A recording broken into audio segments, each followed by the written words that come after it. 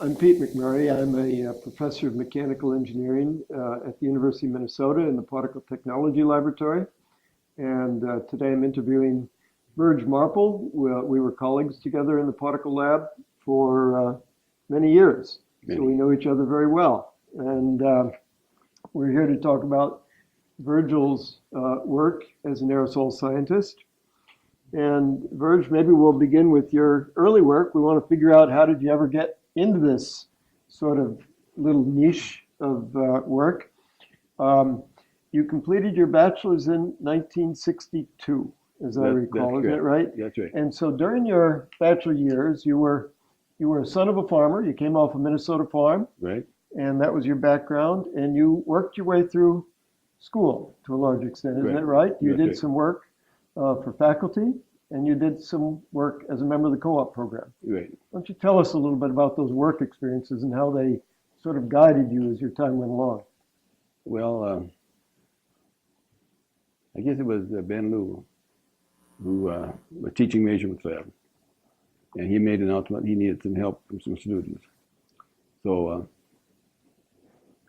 I applied and got the job, and he was trying to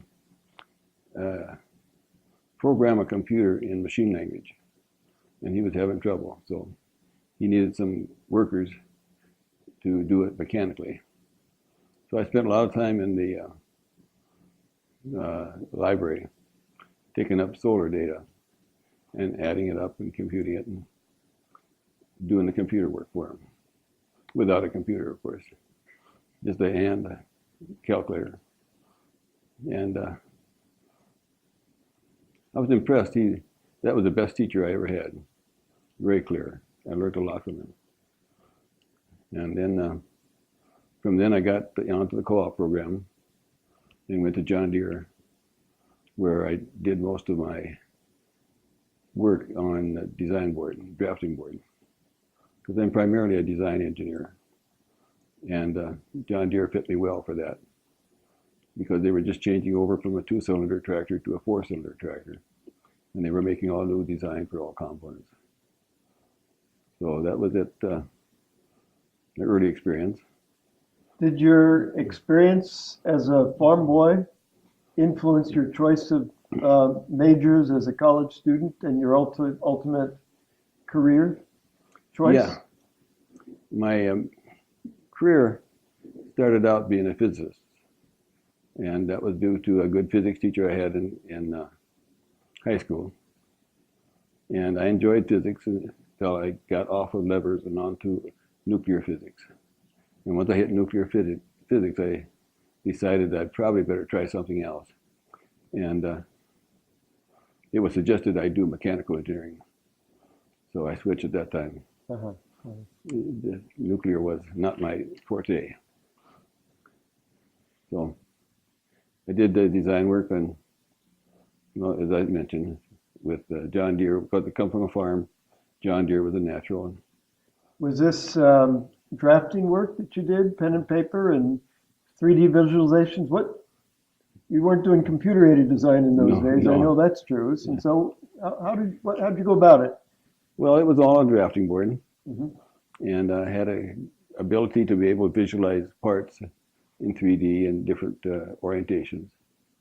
And so it was easy for me. Did you work closely with the machinists? Did you actually do any machining yourself? Let me see. We had done a little bit in undergraduate, but not a whole lot. But at John Deere, we spent 1 or 2 days on each machine they had at the company. We started out pouring iron and making the molds first, and then pouring iron, and then taking those from every step of the way. All kinds of gear hobbing and hard iron machining, soft iron machining, and a lot of lathe work. But we'd only be there for a day or so, and then we'd move on to another machine. So we learned the whole company that way. And we learned how to work with unions.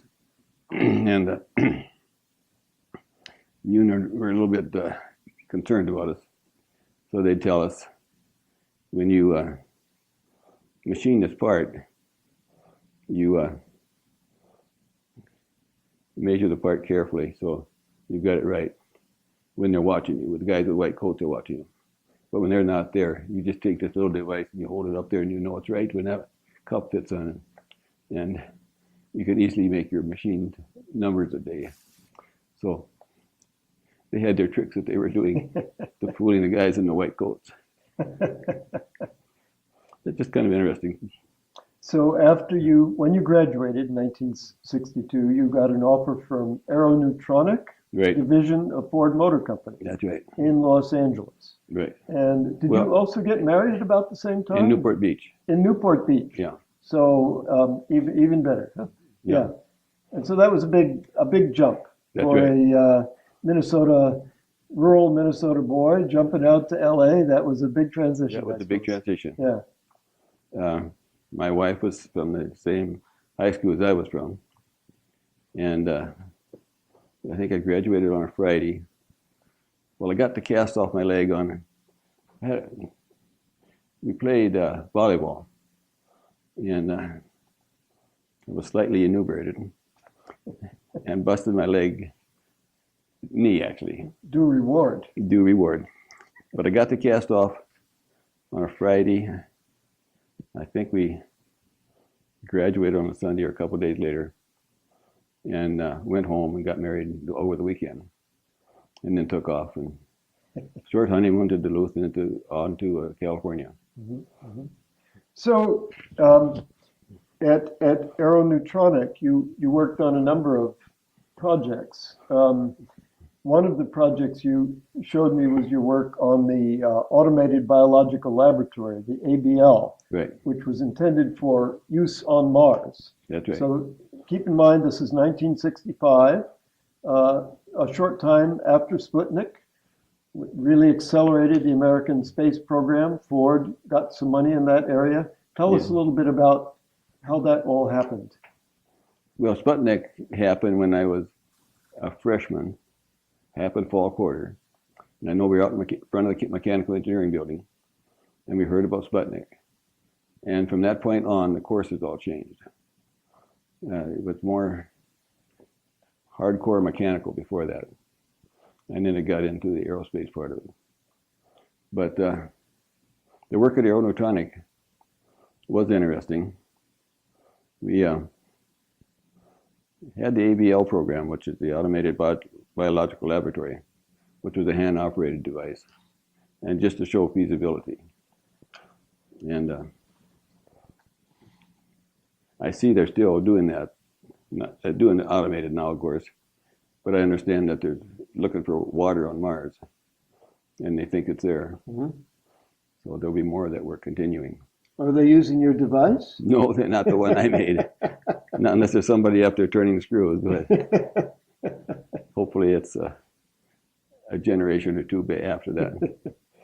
You showed me a photograph recently of the device that you designed for this automated biological laboratory. It was published in Aviation Week and Space Technology in 1965. Right. And when I looked at that picture, I thought, it looks like something Virgil might have designed. It's kind of like when you hear a piece of music on the radio, you know that this must have been Johann Sebastian Bach.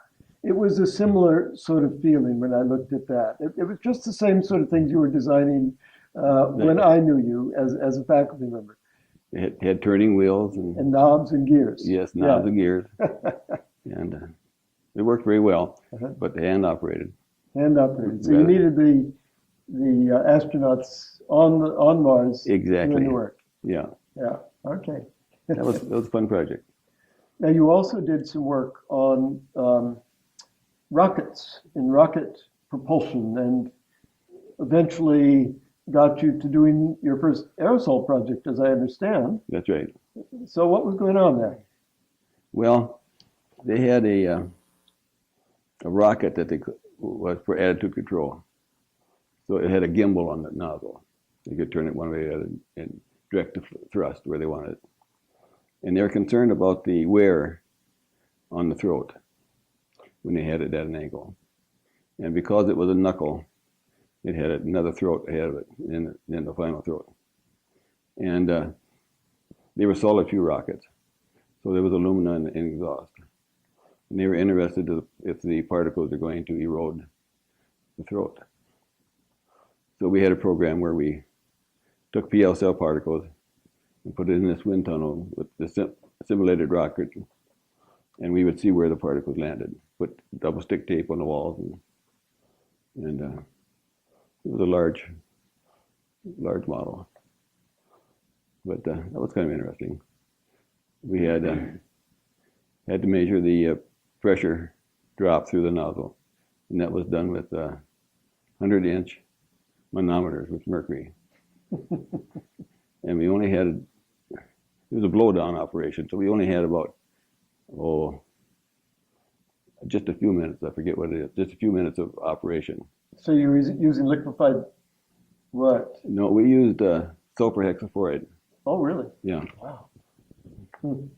I didn't know what it was, but I guess it's supposed to simulate rocket exhaust. So that the manometer is not a fast-acting pressure device.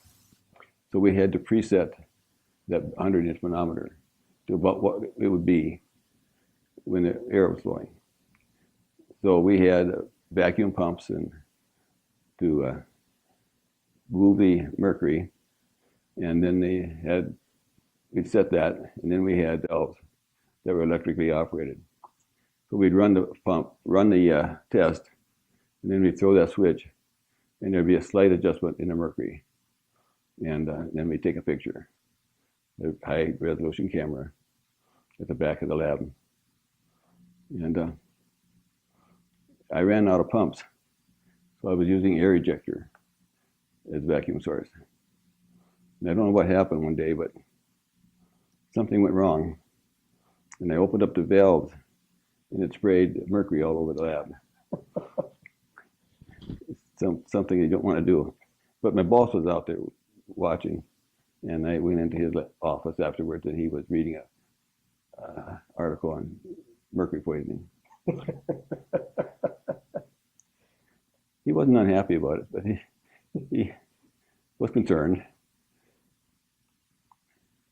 So that was the beginning of that. And we also had a solid fuel rocket, same rocket, but we put a May impactor, Mach 1, at the exhaust so I could measure the size distribution. And it was too close to the exhaust. And that impactor happened to be soldered together, and it became desoldered. Parts laying all over the place.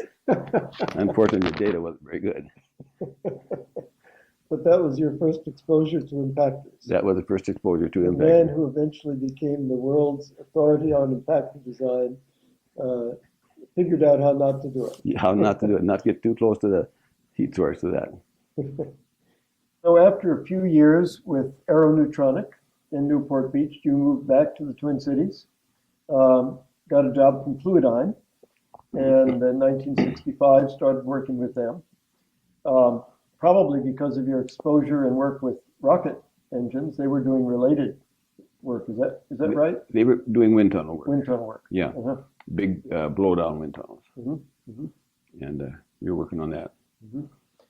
And at the same time, you began taking graduate work towards completion of your PhD. And why was it that you decided to come back to graduate? I mean, you got your master's actually while you were in Los Angeles area. You worked at USC, as I recall. Right. The reason for the different companies at John Deere, I was there for my undergraduate work. And if I would have stayed there, they wanted me to stay. They didn't care too much about advanced degrees. But if I would have stayed there, I would have been drafted. So if I went to Aeroneutronic, I could get a deferment, especially if I went to school. So I went to school at night, had all professors from industry, very good education. So that took 3 years to do that. And then I went back to Fluidyne. And again, you began taking courses. Were they night courses at the University of Minnesota at that time, or were they No. they were day courses? Yeah. Fluidyne was very good about it. pick us up and take it to class and pick us up afterwards. Uh-huh. So it was very efficient. And is it correct that you were initially working with Professor Ernst Eckert? That's right. So our very famous scholar on heat and mass transfer. Right. Uh-huh. That was the start of it. Okay. And then eventually somehow you got acquainted with Professors Liu and Whitby? Well, I How did that happen? had worked for Lou before Yeah, as an undergraduate, right. and I'm not quite sure how it went, but they found out I was in graduate school, and they invited me to, I guess, join the particle lab. So I interviewed with Whitby and Dr. Liu and decided to do my graduate work in the particle lab. And I think Dr. Liu said he could get me a fellowship for 3 years if I would join the particle lab. And I had to do my PhD in 3 years. And I made it with a month or two to spare. But it was busy. It's a busy time. Yeah. So during your graduate study, you took a lot of courses. Of course, you took our famous sequence in heat transfer. I assume we already had our graduate courses at that time with Right. Professor Eckert teaching those courses. Was Professor Sparrow would have been a member of the faculty at that Right. time. Mm-hmm. And Goldstein also, I believe. Right. Yeah. So did you take courses from all of them? I don't think I did Goldstein, but Professor Sparrow, I had him, and I did a prelim written problem with Dr. Sparrow. Mm-hmm.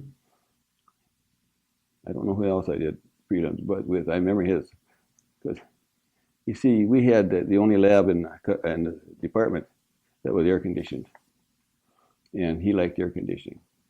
So I had an office in that building, I had a desk in that building, and he came in and sat down at the desk right next to me. So we got to know each other pretty well at that time. He was a great friend to have. Mm-hmm. Anyway, I did a prelim problem with him, and other courses I took with in math, I guess, or computer science, where Monroe was at. And since we talked the first time, I looked at the notes, and I never get through it today. He really hammered us with his finite difference analysis and whatever other kind he had. It was a hard course. So that course was focused on computational fluid dynamics. That's right. And computational whatever. Computation whatever. Was he interested in generally solving differential equations, or was he interested in solving the Navier-Stokes equations? Or general equations. In general. So Yeah. he was not focused in particular No. on fluid flow. No, he wasn't. Okay, so how did you make the transition then to solving fluid flow problems in particular? Well, Dr. Liu thought I should work on impactors, getting the flow in impactors. Up to that time, they thought that the collection efficiency was due to the cyclonic effect of the flow hitting a surface and then going sideways, and like a cyclone then separate out the particles. But I did I'm trying to think now.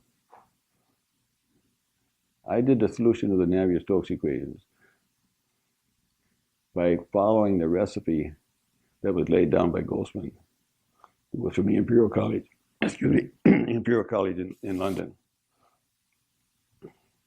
I believe that was with spotting. Mm-hmm. Did you get that? Yes, you sent me a title of the book. You said it was Heat Transfer in Recirculating Flows. And That's correct. Spalding was one of the co-authors of that Right. book. You're right. Spalding, by the way, who was the advisor of Professor Suhas Patanker, who is another one of our famous heat Right. transfer faculty who taught so many of our students after you Yes. completed your work on computational methods, in particular the simple Yeah. method of computational heat mass transfer. I sat in on his course, and I didn't quite understand it, but I understood the book, which is all I had to do, because I just followed that recipe. And your thesis then was based on the recipe that you followed based on that book. So that Okay. allowed you to calculate the fluid flow streamlines Right. through an impactor, for example. But you also added particles Right, to that flow. right. And so you were able to follow the particle trajectories through a flow. They were not diffusing particles, but you were taking account of the deviation of the particle from the flow streamline due to their inertia. Yes, and following one particle at a time, Mhm. and starting the particles out at different positions and different sizes. So do you know of anybody who did computational numerical work on particle trajectories before your thesis work? I don't think I did. I wasn't aware of any. I think some were doing analog computer work, Mhm. but not digital. So in that regard, that was a tremendously pioneering That piece was, of work, because now we routinely use computers to I know. evaluate particle transport through all sorts of instruments, Right. but to have been the first to do that puts you at a pretty special sweet spot in history. I think. suppose. Yeah. That was fun to do. The computer program worked perfect the first time. And then the second time I ran, the data just went all to heck. And the reason was, when the first time I used it, values were 0 in the dead zone outside of the body. And I used some of those data points in my calculations. I think that was probably for the flow field. So when I started up again, after having run, and I've run from old data, I would get all kinds of different answers. I had to get back to zeros on those plots for it. But it took me a month or so to figure that out. Good thing that it worked good the first time. I never would have done it. So I'm kind of curious about the sequence of events. You took this course from Professor Monroe, and you got the recipe from Spalding's book, and you put this together, and that enabled you to solve for fluid flow streamlines, i.e. to solve the Navier-Stokes equations, and then you put particles in there, but you were also working on impactors. Which came first? Did you start with the aim to look at impactors and then realize that computational fluid dynamics was going to be a useful tool? Is that the sequence? That was a sequence, yes. I was interested in impactors. Yeah. Was it your idea then to do it computationally? Or did this is something that you and Penn decided together? Yeah. How did that happen? That's a little fuzzy. Mm-hmm. There was another guy in the department that was doing some computational work from Grossman's book. Mm-hmm. And we kind of worked together for a while. But yeah, I don't think Ben was heavily involved in that part. He was primarily just interested in doing it. And of course, they were all cards. And it'd take a day to get your data back once you got the cards together. And sometimes the cards would come back, and sometimes they'd be mangled, get lost in the machine. And so it was a little bit of a challenge just to get the computer to work. Was that a controlled data supercomputer in those days, or? I think it was. Uh-huh. It was over in experimental engineering. Yeah, right. Not a very pleasant spot, as I recall, but No. But that's where our computing center was at the time. And Control Data was a Minneapolis Yes. company. Minneapolis was the head of the supercomputer industry at that time. That's Things right. changed, of course, since then. But So you give them the box in the evening or sometime during the day, and you'd come back the next day morning. Hopefully it was done. So, out of your thesis came these very clear design guidelines. If you have a circular jet impactor, then the important parameters are the jet to plate spacing, this dimensionless ratio. The Reynolds number was another important dimensionless number. And there were some other dimensionless numbers, I think. And you created plots from which one could very simply design an impactor with any arbitrary cut number. Those were very useful publications, which when I was teaching in my early years, the laboratory class on aerosol measurements, we used those plots to understand how impactors worked. How was it done before? Before your work, for example, May designed impactors. First I believe, Mel First of Harvard, didn't he also design an Yes, impactor? yeah, there was. How did they do it? I think they had some general concepts and general guidelines they were using, but nothing concrete as I had with the detail I had. I was able to get the shape of the curve and really understand how it was working. Like I said, they thought it was a cyclonic effect. Well, I soon realized that it was the stopping distance because I was doing the particle trajectories in an X, Y nomenclature. So the XY showed that as you're coming down to the impaction plate, let me back up a bit. I couldn't understand from the previous work of the cyclone why you'd get a sharp cut on the impactor. But if you did the XY plots, you realize that as you approach the plate, the component towards the plate was uniform about the center line and decreased as you got towards the center line, towards the plate.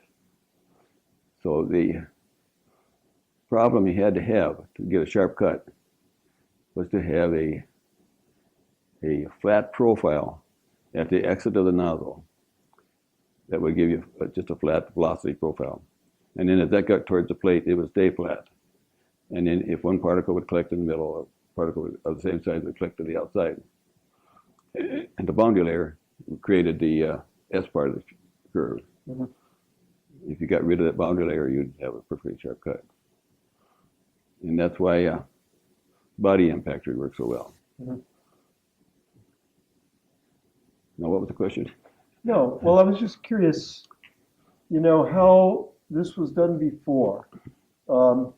Before you established your clear understanding and came up with these clear guidelines. Impactors were still built, but how did they do it? What was their... Well, let's see. Was it just based on Stokes number? They just based on the Stokes number, yeah. Okay. And I don't recall. I know Davis did some work on this too. With some kind of crude computers.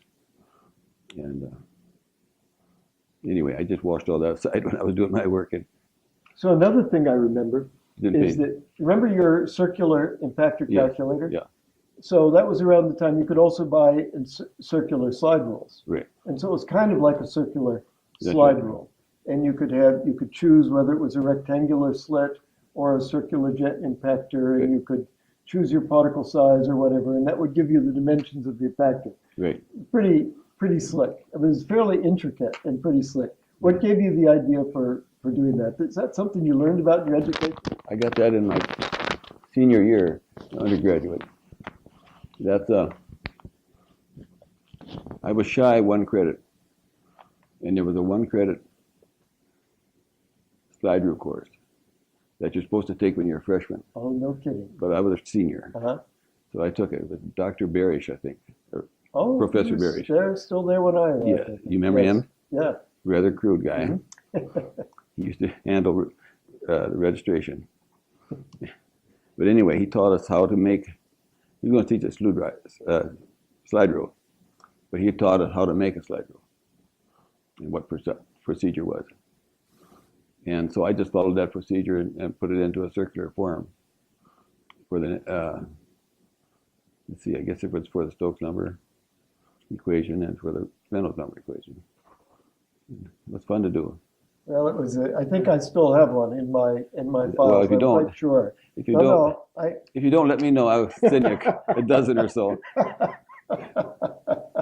Well, your thesis, completed in 1970, was clearly the seminal study on impactor design. It stands today, 45 years later, and it was really a beautiful and comprehensive piece of work with a very clear vision. And I believe that your thesis was widely distributed. In fact, I don't think you published a paper on your thesis work for 3 years. Right. I looked at your publication record, and that's what I concluded. That's right. Now, that wouldn't happen today. right? I guess not. No.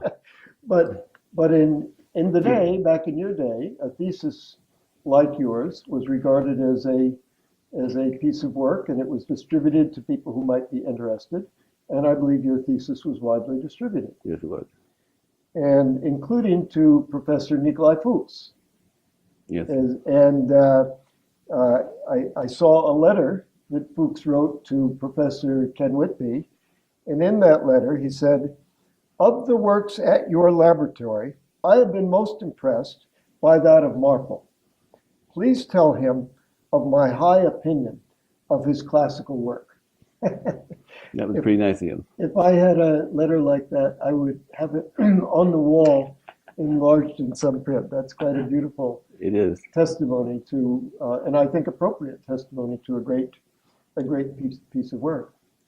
Thank you. Well, subsequently to completing your graduate study, you stayed on in the particle lab as an assistant professor initially, and then rose through the ranks as time progressed. And much of your work was really based on engineering design, applying your engineering design, which you were basically a designer, and your work going all the way back to John Deere, your skills as a designer to practical problems using these fundamental techniques that you had developed in your thesis work. And you developed many types of impactors. You developed impactors. The ones that I used most was the Moody that had a size cut down to 50 nanometers, and you achieved that by using either micro drilling or etching techniques to produce very tiny holes as small as what, 50 to 100?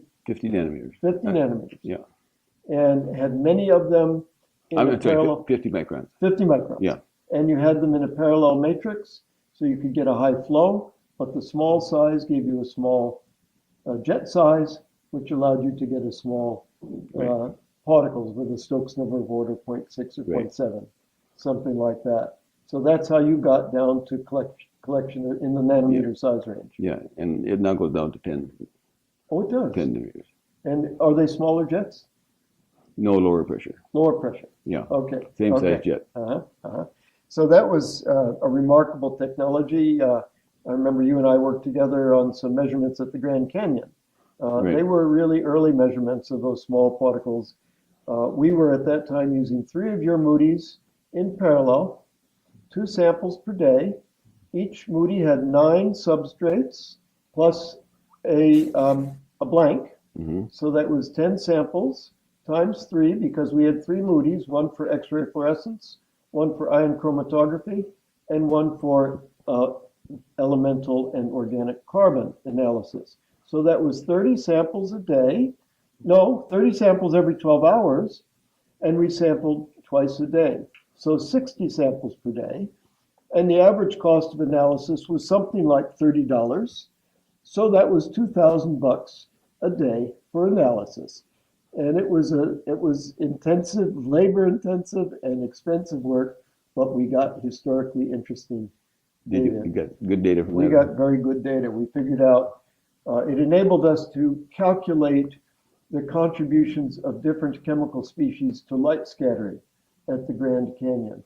The question we were asking was, if you remove 10 or 15% of the sulfate, how much will the light scattering coefficient decrease? And that, of course, depends on the size distribution of the sulfur.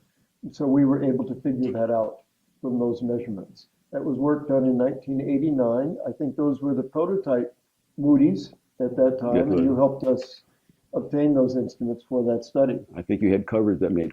We did. Yeah, I think you froze them, didn't you? We stored them at low temperature, and then kept them cold as we distributed them to the analytical laboratories. And you also did some pioneering work on the humidity control. Yeah, that was cut down particle bounce. That was a few years later. Yeah. Well, that was your yeah. data. We found that above 60% humidity, bounce was greatly reduced. Yeah. But at low humidities, there was a lot of bounce. So we worked with a humidity controlled inlet so as to reduce the bounce. Yeah. So that was That was kind of an interesting experiment Yes. as well. And now you also developed a number of other types of impactors. Tell us about some of the impactors that you designed and some of the challenges that you encountered. Well, the design always started out with design criteria that was laid out by the customer. Probably the most famous one was the pharmaceutical next generation impactor, which is puts all the particles on a flat plane. So the nozzles go through its sawtooth, and you just open it up and you can pick up all the impaction plates in one tray and take them for analysis. That has been a very popular. And that's still in use? That's still in use. Uh-huh. Yeah. And other ones, well, a personal impactor that was light and small, 2 liters per minute, I believe. And it laid them down in a star pattern on the substrates. The substrates were a little hard to make. What would the other ones be? Well, we had the impactor that was an inlet for the Navy. You haven't seen that one, I don't think. No. It's about that big in diameter. And it's a disc, so it doesn't matter what way the wind's coming from. It was for anthrax sampling, and it had an impaction plate inside, and it had to be small because they didn't have a lot of room on a ship to store these things, so they didn't want a big inlet. So it's just a thin inlet. It's hinged. You put it together, and it forms a rectangular impactor. So each side has half the nozzle. So it comes together. There's an impaction plate, and then what goes through would be the anthrax, small particles. And there was some impactors never saw the light of day, but they were kind of fun to make. Now, as I recall, you also did some industrial design work to deal with emissions controls challenges. You worked on the control of fugitive powdered milk from a De Laval dairy dried milk powder production facility. And you also did some work with MSP, Corporation Electric Power Utility, on emissions of particulates from coal-fired generating plants. Tell us a little bit about that work. Well, the milk work with De Laval, they had a spray drying of milk, and the cars in the parking lot were getting covered with milk, and so they had wet scrubbers, but the milk was of poor quality then. It was essentially dog food. So they had powder going out, and they removed it with these wet scrubbers, and they could use it, but it was not for human consumption. Right. Yeah. So the thing is, all you have is a hammer. Everything looks like a nail. That's all I have is an impactor. That's what I applied to it. And we came in with about a 10-foot rectangular nozzle into a layer of milk that came off the truck. It was fresh milk.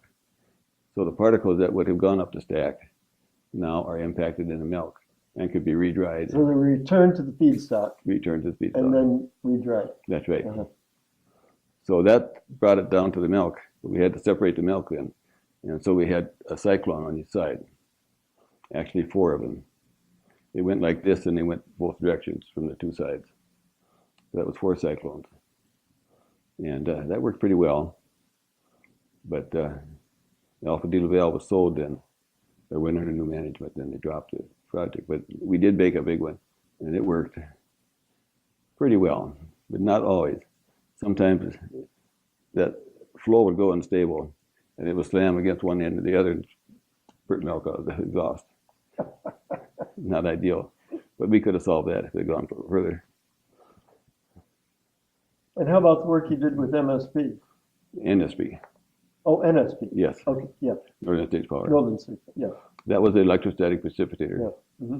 And I did that with Dale Lundgren and Trevor and I over here.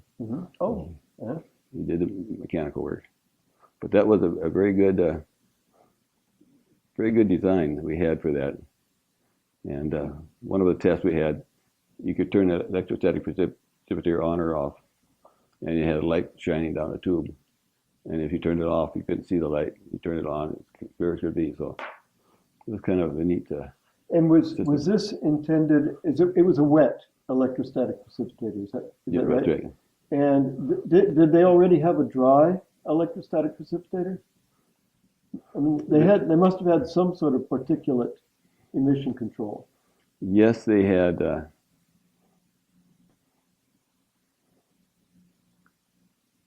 They had. I guess it was a dry one.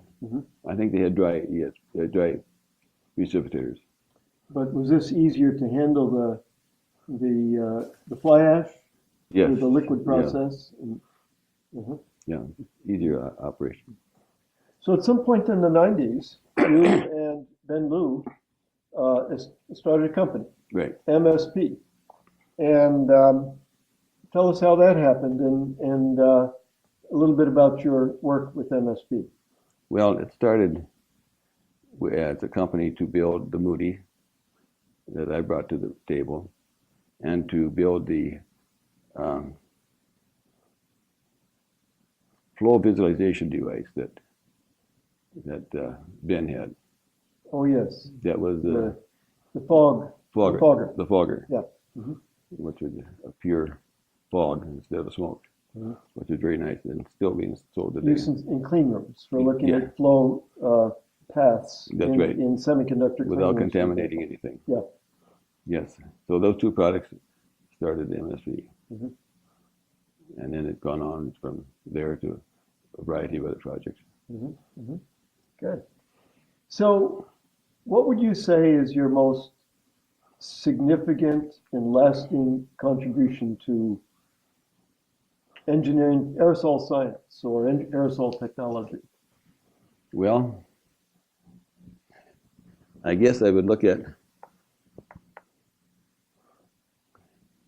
strangely enough, probably one of the things that'll last the longest is the logo for AAR, which is a stylized version of my thesis flow in an Streamlines coming in and diverging and multiple streamlines. Right. Yeah. And they chose that when I was in Germany doing a sabbatical, so I had nothing to do with that. But I was surprised when I came back and that was their logo. Well, I hope you were suitably reimbursed. Oh yes, I was really. You can imagine how much. But that's probably the longest lasting. But the Moody, the NGI, and just the work on impactors. It's a solution to Navier-Stokes equation, which is not going to change, and to the equations of F equals ma, which is not going to change. So they may refine the efficiency curves a little bit, but basically they're going to be the same as what I had initially. So I guess that's the longest lasting devices I had. Very good. Well, Virg, I pretty well concluded the points that I wanted to address in our discussion. Do you have any other things that you would like to comment on? I don't think so. It's been very pleasant talking to you, Good. and I've enjoyed it. Me too.